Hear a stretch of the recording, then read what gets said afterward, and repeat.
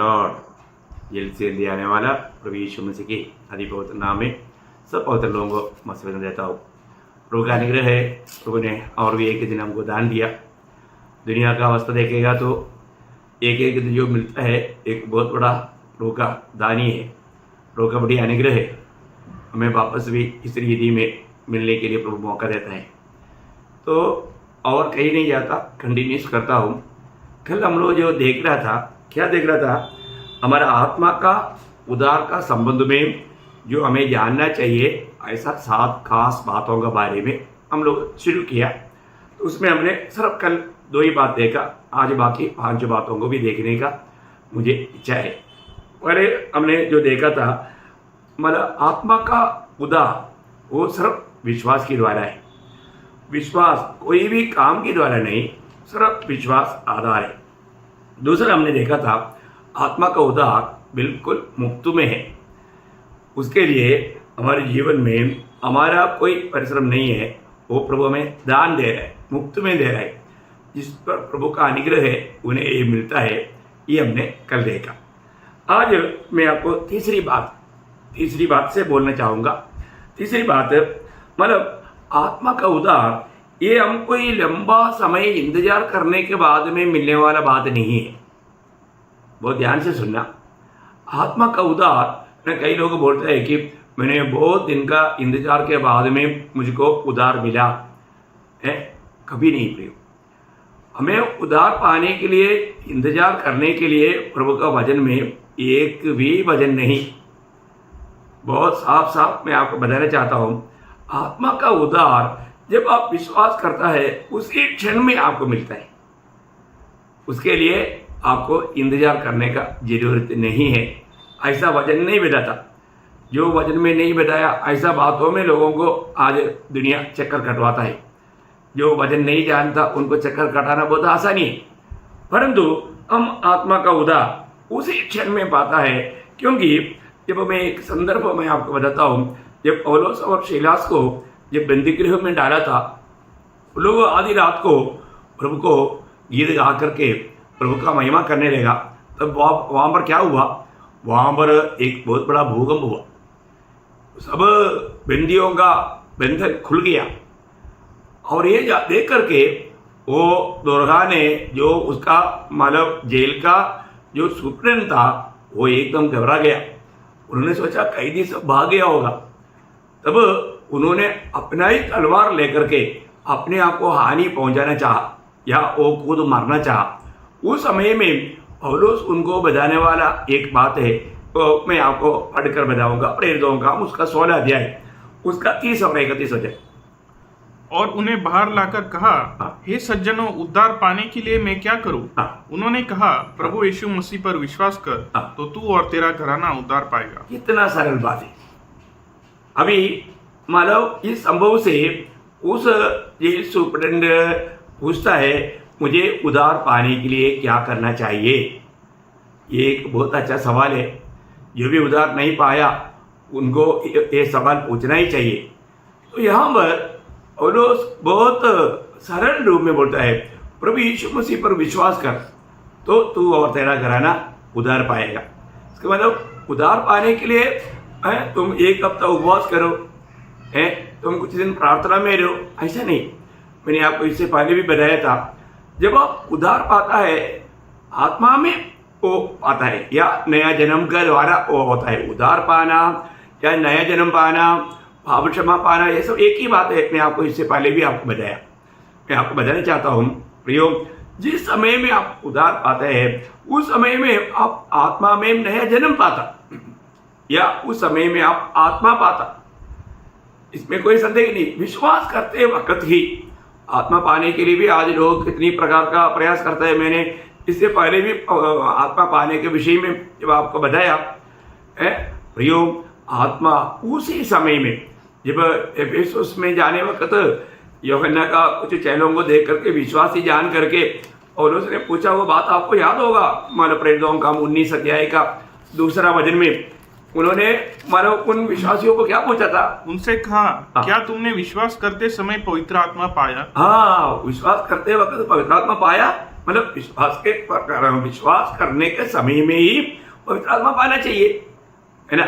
वही बात गलाती विश्वासियों को भी पूछा, वो बात आपको याद होगा, गलातियों उसका 3 अध्याय का 2 वचन में प्रेरित पौलुस गलाती मंडली के लोगों को ऐसा पूछता है 3:2 में, मैं तुमसे केवल यह जानना चाहता हूँ कि तुमने आत्मा को क्या व्यवस्था के कामों से या विश्वास के समाचार से पाया। हाँ, मतलब उसका जवाब क्या है, विश्वास के समाचार से।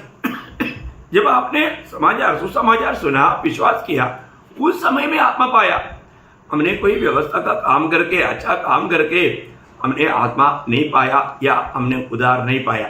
और यीशु मसीह ने स्वयं और उस पर्व का दिन में यूहन्ना का सुसमाचार 7 अध्याय का 39 वचन में भी प्रभु ने उस पर्व के आखिरी दिन में खड़ा होकर के जब संदेश दे रहा था, उस समय में भी वहां पर 7 अध्याय का 39 में हम क्या पढ़ता, उसने यह वचन पवित्र आत्मा के विषय में कहा जिसे उस पर विश्वास करने वाले पाने पर थे। मतलब उन पर विश्वास करने वाला पाने पर थे। देखा, यीशु मसीह पर विश्वास करने वालों को मिलने वाला आत्मा, इसका मतलब जो भी उद्धार, आत्मा का उद्धार, ये कभी भी हम इंतजार करके पाने वाला बात नहीं है। ये मतलब तीसरी पॉइंट। और 4वां पॉइंट, मतलब आत्मा का उद्धार के लिए हमें कोई बेली करना या हमें कोई काम करना उसका जरूरत नहीं है। आत्मा का उद्धार के लिए हमें कोई बेली करना या कोई काम करने का जरूरत नहीं है। जो करना है प्रभु ने कर चुका है, उस पर हमें सिर्फ विश्वास करना है। वो हम उसके लिए हम पढ़ेंगे इब्रानियों का पत्री उसका 10 अध्याय का 14 वचन में। मतलब हम लोगों को प्रभु ने किया हुआ उस बलिदान में हमारे लिए उद्धार का कार्य या आत्मा का छुटकारा, उद्धार का कार्य प्रभु ने पूरा किया। वहां पर वो शब्द आप थोड़ा ध्यान से सुनिएगा, क्योंकि उसने एक ही चढ़ावे के द्वारा उन्हें जो पवित्र किए जाते हैं सर्वदा के लिए सिद्ध कर दिया है। प्रयोग सर्वदा के लिए सिद्ध कर दिया है। एक ही चढ़ावे के द्वारा सर्वदा के लिए सिद्ध किया। अभी उस बलि के साथ, उस क्रूस की मृत्यु के साथ हमारे आत्मा का उद्धार के लिए कुछ भी जोड़ने का कार्य नहीं। बहुत बड़ी बात है, तो कितना अनमोल बात है। आपको मालूम है प्रभु का कार्य हमेशा, आपको मालूम, जब यदन वाटिका में प्रभु ने बोला था जिस दिन तुम खाओगे उस दिन मरोगे, जब कुलपति 2:17 में कहा था। और उन लोगों ने जब खाया उस दिन मर गया बोलेगा तो कहाँ मर गया बोलेगा तो आत्मा मर गया। आत्मा मर गया बोलने का मतलब आत्मा प्रभु के साथ का संबंध में टूट गया। मृत्यु बोलेगा तो दूरी, अलग हो जाना। तो ये बहुत बड़ी बात है हमारे जीवन में। वहां क्या हुआ, आत्मा में उसका असर पहले हुआ, इसके बाद में उन लोग जीवित रहा ना शारीरिक में, पर दो प्रभु के साथ का संबंध टूट गया, आत्मा में वो मर गया। तो इसलिए प्रभु जब कार्य शुरू करता है आत्मा में शुरू करता, हमारा आत्मा का उद्धार सबसे पहले करता, तो ताकि हम प्रभु के साथ संबंध में आ सके। तो अभी उसके लिए प्रभु यीशु मसीह ने कालवरी सूली पर जो बलिदान हुआ, वो बलिदान में हमारा आत्मा का संबंध का पूरा कार्य पूरा हो गया, हमारा उद्धार का कार्य पूरा हो गया। अब उसके साथ हमें कुछ भी जोड़ने का जरूरत नहीं। कितना अनुभव बात है। ओके, 5वीं बात है, मतलब हमारे लिए उद्धार पाने के लिए प्रभु यीशु मसीह के अलावा और कोई भी बिछुआई नहीं है ना। 1 तिमोथी उसका 2 अध्याय का 5-6 वचन जब आप पढ़ता है, हमें ये बात को जानना। आज बहुत से लोग मतलब हमें पिता से मेल कराने वाला वो बिछुआई कौन है बहुत लोग नहीं जानता। प्रियो जानना, हजारों बिछुआई नहीं, एकमात्र बिछुआई है।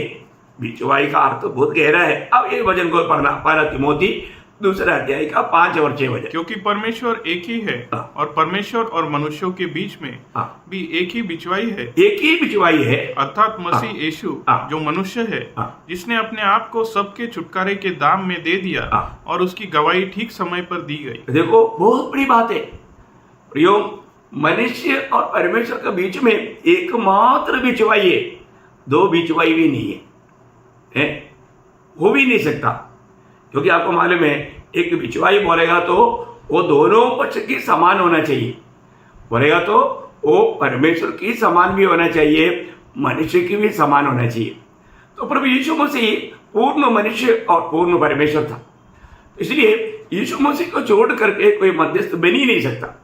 कोई भी मनुष्य किसी प्रकार भी मध्यस्थ नहीं बन सकता, क्योंकि वो परमेश्वर का तुल्य नहीं। इवन मनुष्य में भी पापी के लिए वो मध्यस्थ बनने का कोई सवाल ही नहीं। इसका मतलब क्या है कि हर प्रकार एकमात्र मध्यस्थ है ना। आज कई धर्मों में या मसीह समाज में भी कई लोगों को मानव मध्यस्थ बोल करके प्रार्थना करता है, परंतु प्रियो ये सब वचन के खिलाफ है। ये वचन नहीं मानता है। नया नियम में एकमात्र मध्यस्थ है, वो प्रभु यीशु मसीह है। यीशु मसीह को छोड़ करके और हम किसी को भी ऐसा मध्यस्थ समझना ये बहुत बड़ा धोखा है। इसका मतलब यहाँ पर मैं आपको बोलने वाला बात क्या है कि मतलब हमको आत्मा का उद्धार को पाने के लिए, पिता से हमें मेल करावाने के लिए एकमात्र मध्यस्थ है और कोई भी व्यक्ति नहीं, वो प्रभु यीशु मसीह है। वहां पर क्लियर बोला, सबके लिए अपने आप को जिसने दिया वो है यीशु मसीह। उस यीशु मसीह को छोड़ करके और कोई भी एक मध्यस्थ नहीं। इसलिए हो सकता है हम लोग भी बहुत से लोगों को नाम लेकर के मध्यस्थी कर प्रार्थना करता था, बहुत कुछ करता था। मैं उन बातों में अभी नहीं जाता हूँ। आपको समझने के लिए उसका खास पॉइंट बोलना बहुत है। मैं विश्वास करता हूँ आपको ये समझना सरल रूप में मैं इसको बहुत लंबा करके बड़ी आराम से बहुत टाइम पास कर सकता है। मेरा लक्ष्य वो नहीं प्रियो। आप ये जो बात बता रहा है आप उसको अच्छी रीति में समझने का कोशिश कीजिए, निश्चय आप जानना, क्योंकि अगर ये बात को सही रीति में अगर नहीं जानेगा तो बहुत बड़ा धोखा हो जाएगा। तो अभी छठवां पॉइंट क्या है कि ये जो आत्मा का उद्धार ये मनुष्य ने बनाया हुआ बात नहीं, ये या कोई धर्म ये बात को तैयार किया, ये बिल्कुल परमेश्वर ने तैयार किया हुआ बात है और विश्वास करने वाला सबके लिए है। ये बहुत अनमोल बात है हमारे जीवन में। आपको मालूम है कि ये हमारा धर्म का लोग उद्धार पाने के लिए कई कुछ बताता है, लेकिन उस मार्ग में लोगों को उद्धार नहीं मिलता। अभी इसके बारे में भी पिछले क्लासों में मैंने कई बात बताया कि कई लोग उद्धार पाने के लिए हिमाचलों पहाड़ों में जाकर के क्या क्या करता है। प्रयोग ऐसा उद्धार नहीं मिलता और ये कोई धर्म की ओर से बनाई हुआ बात नहीं, ये परमेश्वर ने तैयार किया हुआ बात है।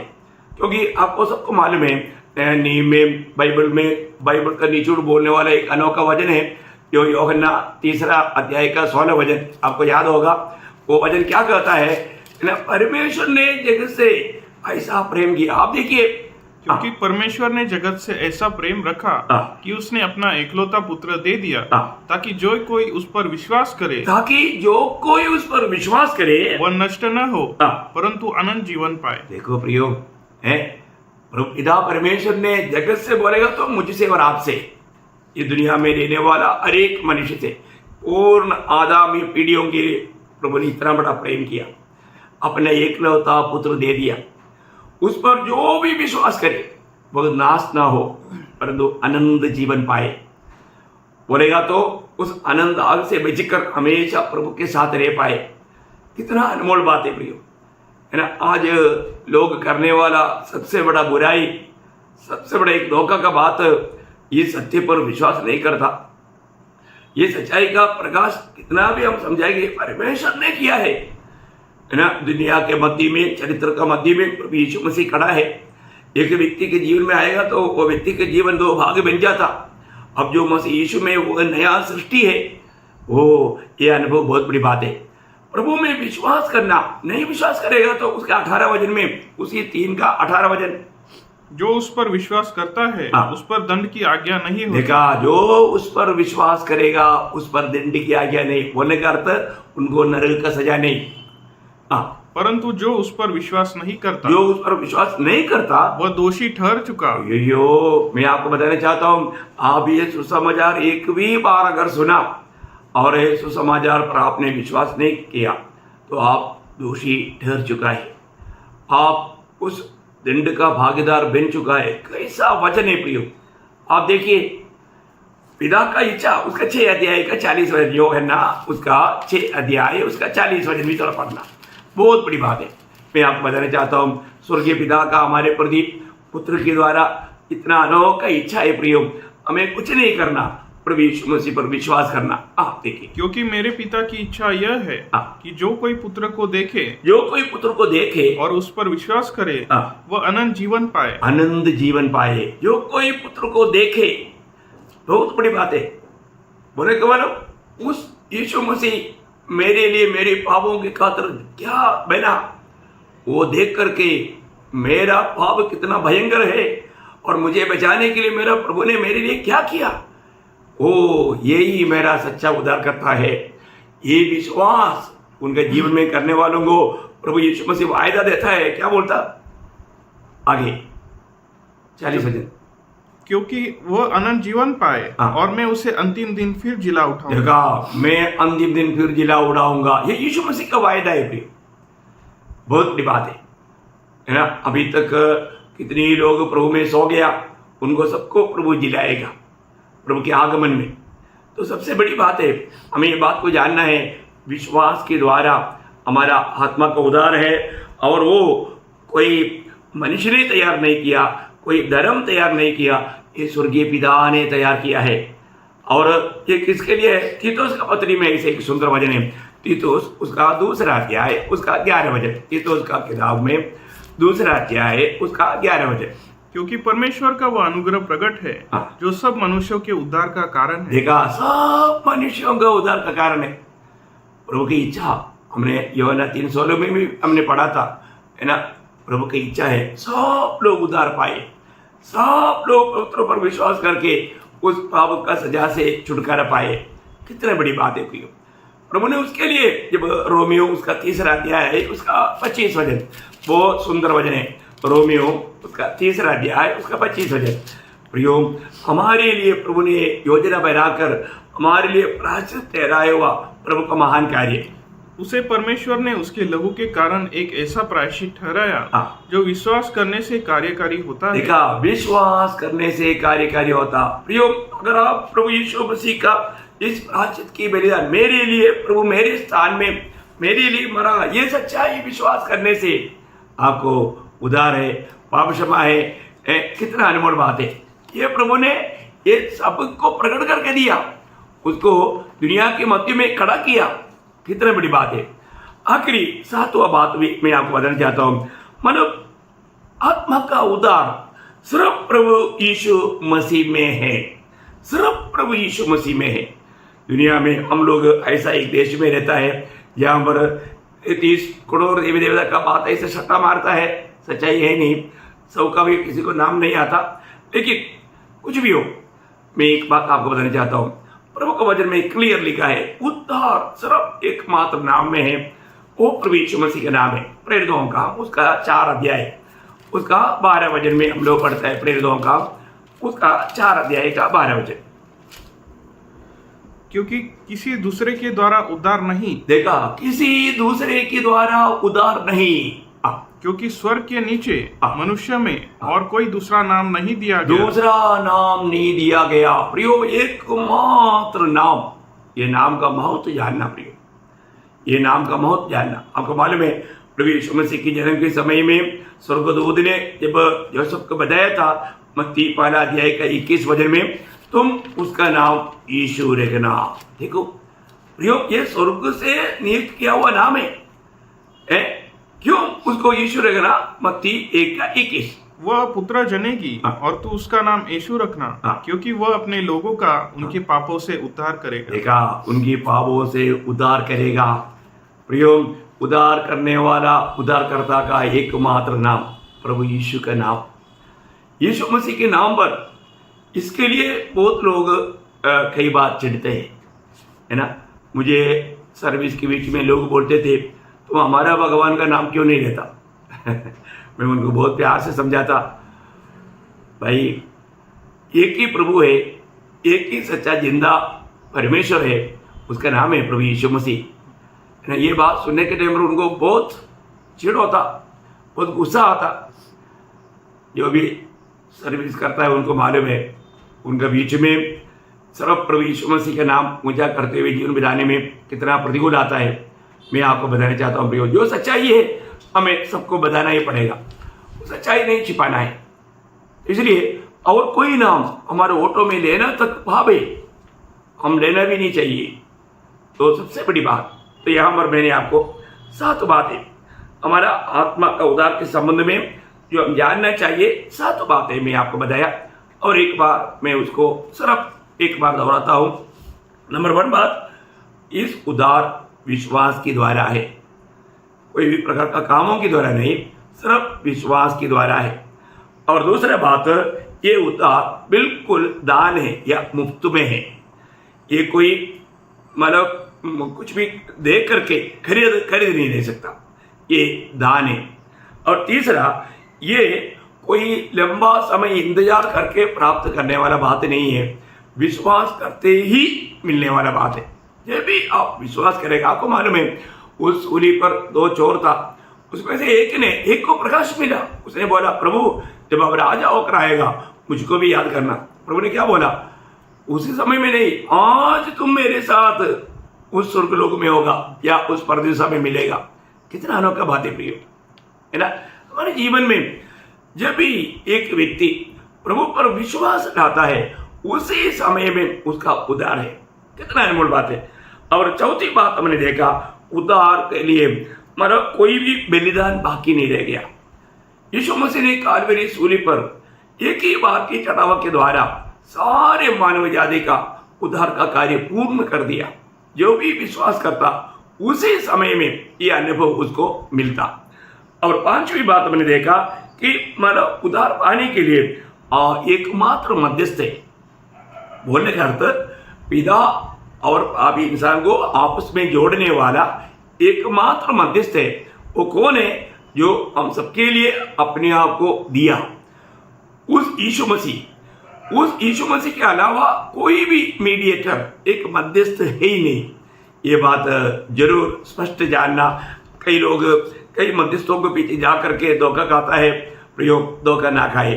और 6वीं बात हमने देखा कि ये उद्धार कोई मनुष्य ने तैयार किया हुआ बात नहीं, या कोई धर्म तैयार किया हुआ बात नहीं, ये परमेश्वर ने ही तैयार किया है। उसके लिए परमेश्वर ने अपना एकलौता पुत्र को भेजा। और 7वीं बात मैंने आपको बोला, उद्धार पाने के लिए, आत्मा का उद्धार के लिए एकमात्र नाम है, वो प्रभु यीशु मसीह का नाम है। प्रभु यीशु मसीह का नाम को छोड़कर और कोई भी नाम नहीं।